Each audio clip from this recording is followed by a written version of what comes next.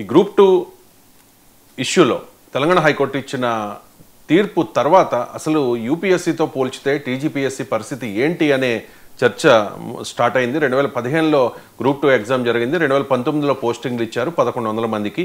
తాజాగా తెలంగాణ హైకోర్టు ఇచ్చిన తీర్పు ప్రకారం ఆ 11 మంది 6 ఏళ్ల సర్వీసు వదులుకుని ఇప్పుడు ఇంటికి వెళ్ళిపోవాల్సిన పరిస్థితి. ఏంటి అసలు ఏం జరుగుతోంది టీజీపీఎస్సీలో ఎంజీరావు గారు? ఎస్ అండి, ఎప్పుడైనా గవర్నమెంట్ పోస్ట్ ఏంటంటే ఒక్కసారి అపాయింట్మెంట్ ఇస్తే రిటైర్మెంట్ వరకు తొలగించే ప్రస్తావన. ఇది ఎంత అవినీతి చేసినా ఏదో 6 months మనల్ని ఏం చేస్తారు, సస్పెండ్ చేస్తారు. కానీ ఇది చాలా విచిత్రమైన సంఘటన. Telangana public service commission UPSC ఎంత బాగా పెడుతుంది, దానితో పోలితే తెలంగాణ పబ్లిక్ సర్వీస్ కమిషన్ చేసిన ఒక పెద్ద బ్లండర్.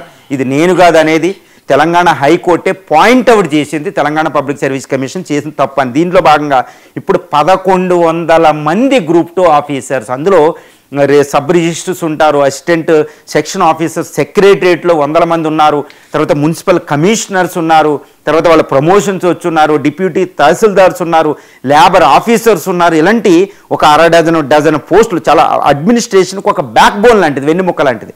అలాంటి 1100 మంది 2019లో పోస్టింగ్ ఇచ్చే 2025 6 సంవత్సరాల సర్వీస్ తర్వాత క్యాన్సిల్ చేసుకుని రద్దు కాబడి ఇంటికి వెళ్ళిపోతున్నారు. ఎంతటి దారుణం అండి! 1100 మంది ఈరోజు ఇంటికి వెళ్తున్నారంటే వాళ్ళు ఎంత సౌదాలే కాదండి.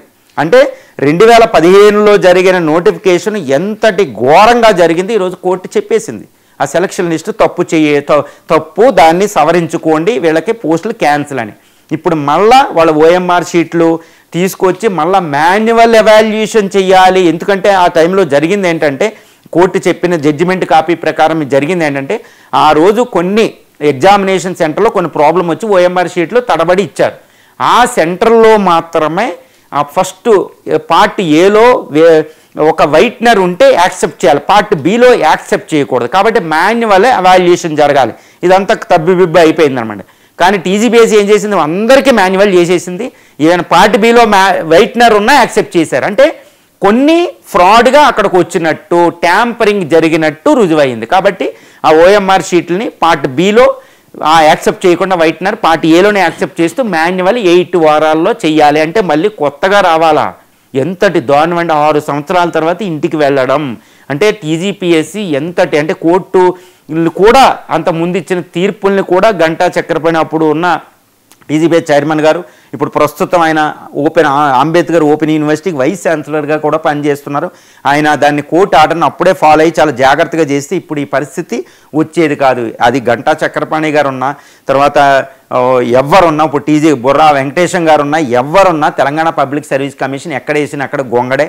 యూపీఎస్సీ లాగా అది ఎట్టి పరిస్థితుల్లో కూడా దాని స్టాండర్డ్స్ మెరుగుపరుచుకోవడం లేదు.